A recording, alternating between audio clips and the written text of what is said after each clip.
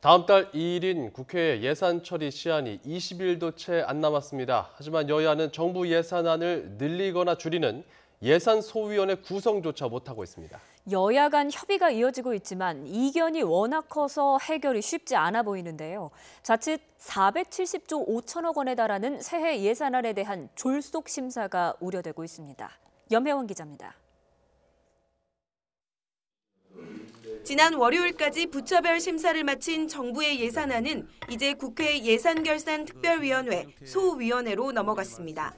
소위에서는 최종적으로 예산을 늘리거나 줄이는 작업을 하게 됩니다. 하지만 계획대로라면 이미 논의를 시작했어야 할 소위가 구성조차 되지 않았습니다. 15명 안팎 규모의 소위 의석을 어느 당이 얼마만큼 가져가느냐를 두고 아직도 싸우고 있는 탓입니다. 핵심은 비교섭단체 몫의 한석입니다. 여당인 더불어민주당은 예결특위 의석수 비율에 따라 비교섭단체 한석은 반드시 포함돼야 한다는 입장입니다. 여기에 바른미래당이 교섭단체로서의 지위를 인정해달라며 2석을 요구한 만큼 전체 정원을 16명으로 늘리자는 안을 냈습니다.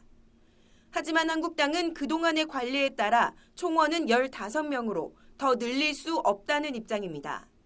이와 함께 한국당 목 6석은 반드시 지켜야 한다며 비교섭단체에 한석을 넣고 싶으면 바른미래당 몫이든 민주당 몫이든 하나를 빼라고 주장하고 있습니다. 현재 예결특위 소속 비교섭단체 의원 4명이 민주평화당과 정의당, 민중당 등 상대적으로 친여 성향인 점을 놓고 민주당과 한국당이 대치하고 있는 것으로 보입니다. 소위 의결이 다수결이 아닌 합의로 이루어져 한 명의 입김도 무시할 수 없기 때문입니다. 여야는 소위 파행의 책임을 서로에게 돌리고 있을 뿐입니다. 예산안 소위 심사 파행의 책임은 전적으로 예산안 조정소위 인원정수 협상에서 다른 당은 나몰라라 하고 자당의 목만 챙기려고 하는 자유한국당에 있다는 말씀을 드립니다.